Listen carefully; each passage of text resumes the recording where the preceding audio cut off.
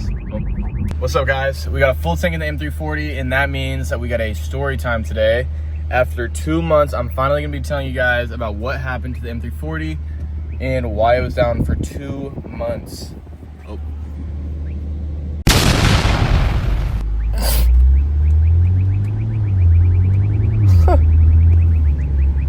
Alright guys, so I don't really have anything planned per usual, but we're gonna talk about what happened to the M340 a month later and why it was gone for so long.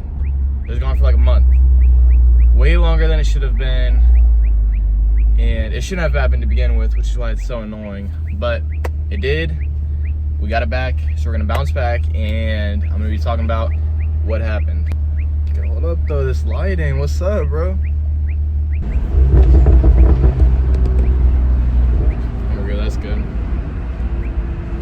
All right, tunnel.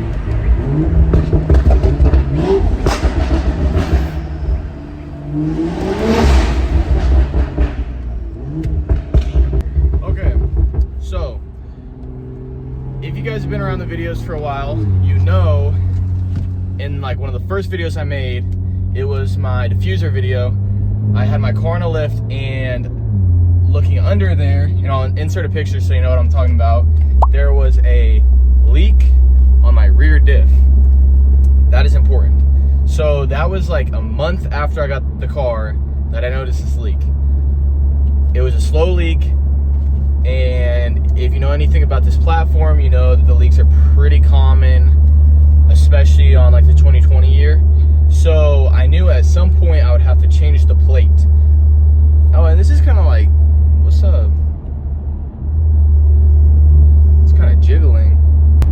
Okay, I guess I'm just gonna hold the phone. So I had this leak and I knew I had to fix the plate. And I didn't want to take it to a shop because the BMW near me said they were gonna charge me $1,500 to put on a new plate, just to put on the plate.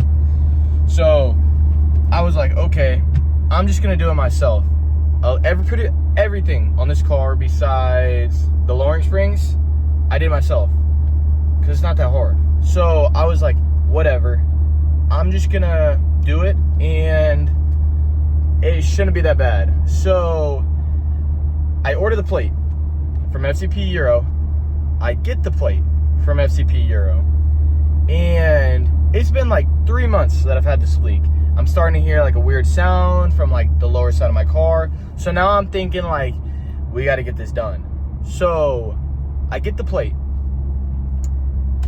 and it is come the day, like 3 months later, to put this plate on. I finally built up like the mental drive to do this. Okay, we slowed down, so I think I can use this again. Ooh. Okay, that is good. But now you can't see me because the sun is so bright.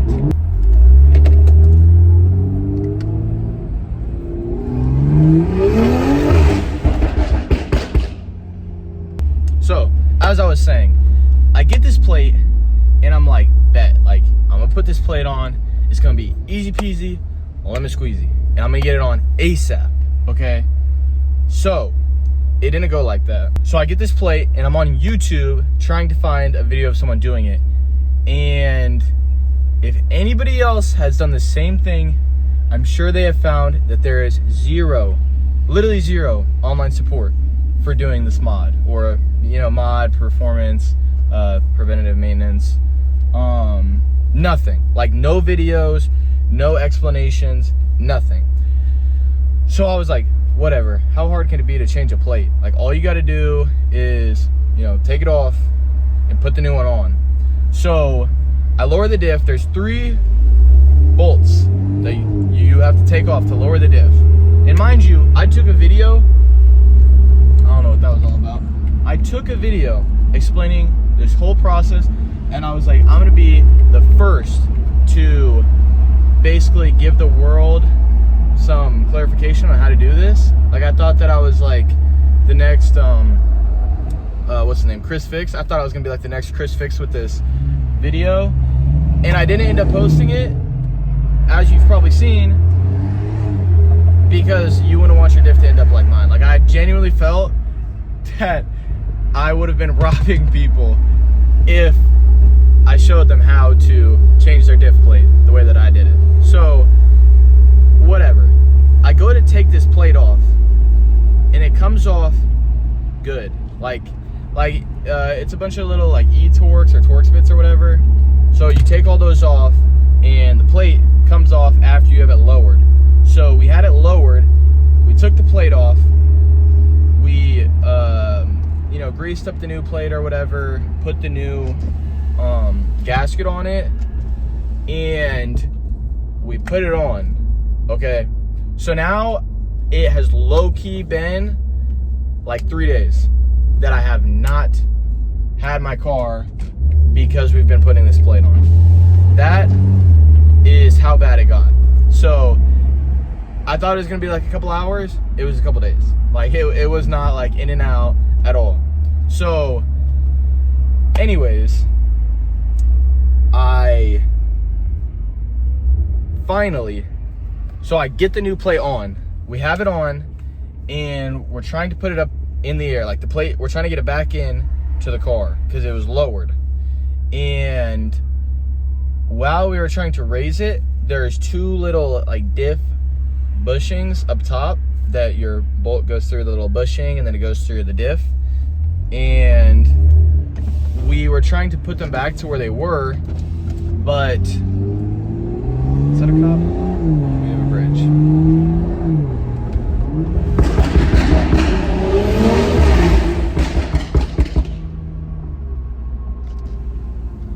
Anyways, we are trying to put this diff back up to where it was, and the bushings, like these bolts, after they come out, they don't go back in. Like you have to be like perfectly aligned, and it's just like it is with any bolt, but the diff moves around so much that we could not get it aligned, like for the life of us.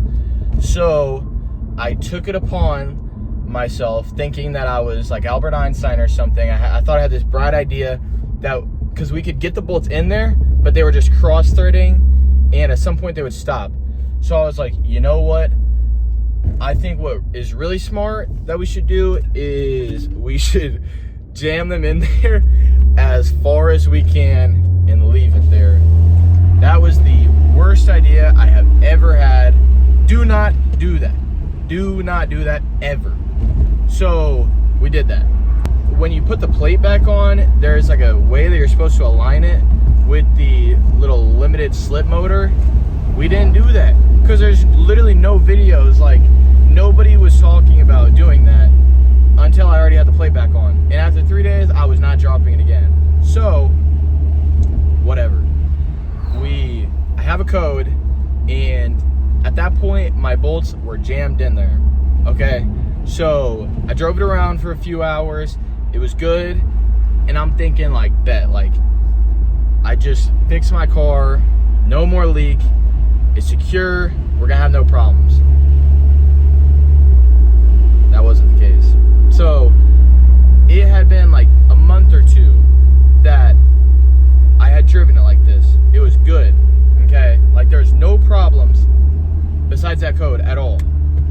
And one day I wake up and I'm getting ready for work, and all of a sudden, like I put my car in drive, you know, because I'm in my car. I put it in drive, and I just go, boom. What the hell was that? And I park on like a hill, so I'm thinking like maybe my transmission just decided to shift kind of hard today. But I knew that wasn't the case. I was just trying to like convince myself. So I get to work, I park my car, and I've noticed like the whole drive, there's a few like boom, like a few of those like thuds. And okay, so now I'm thinking like, man, something is definitely wrong. It is not my parking on a hill. Like it had nothing to do with that. So after that, I looked under the car, and to no surprise, my diff was hanging like this. So it's flat normally, and it was like this. One of the bolts had snapped, and my diff was resting on my subframe. And so I was like, this is awful. So I wasted no time. I dropped my car off at the local BMW. I didn't know the bolt was broken. I thought that it had just came out somehow. So I was like, this is gonna be easy. I'm just gonna take it to BMW. They're gonna put a new one in it and it's gonna be like good as new. That wasn't the case either. So I drop it off and I get a call and they're like, yo, your diff is cooked, bro. They told me that it had snapped inside. And in my head, I'm like, bro, like, what am I even supposed to do about that? So I'm thinking that they can just rethread it and then put a new bolt in. So I was like, whatever. You guys can rethread it and do your little thing, and then it'll be good as new. No. So then they hit me a week later and they tell me, wait, let me see if I can adjust this. That's a little bit better. They tell me that the whole time, like that they had like dropped my diff and that they tried to rethread it and they couldn't rethread it because it wouldn't hold the threads. So they had to replace my diff. We're not doing that. So and this is a tip to you guys, do not ever take your car to your official dealership. I'm never ever taking my car to BMW again. They quoted me $8,000 for a new diff and for like the labor and everything, and I got it done for like 10% of that. So I ended up pulling it out of service there, and then I took it to a different shop and I told them the situation and I told them like, this is what I need, and they said like, yeah, we could probably rethread it, so come drop it off. So I drop it off. This shop, which I didn't know until I dropped it off, but it doesn't really matter, was appointment only. So they weren't gonna even be able to look at my car until the next week. So now I've already been without my car for a week. They won't even be able to look at it for another week, let alone get whatever it is done for who knows how much longer. Because at this point, I don't really know what my car needs, right? So I'm stressing in my head because I don't know what's gonna happen or how long my car is gonna be. And I end up hearing from them the next week, and they said like, we can rethread it, but it's gonna be 2 weeks until we can get to it. And I was like, I was relieved because I wasn't gonna have to get a new diff, because that's a lot of money, but I still was gonna have to wait like a whole month. So I ended up just saying yes because I didn't have a better option at the time. And they ended up rethreading it. It was like $600. You know, whatever. Compared to $8,000, I wasn't mad. And that is the story, basically, of why my car was gone for an entire month. So, to conclude, if we have learned anything, don't take them to the official dealership and don't take shortcuts, because it ended up costing me a lot more time and money. So this is what happened to the M340. I'm gonna work on being better about videos. I need more video ideas from you guys, so if you guys have anything you want to see, let me know. Drop a like and comment and subscribe if you really like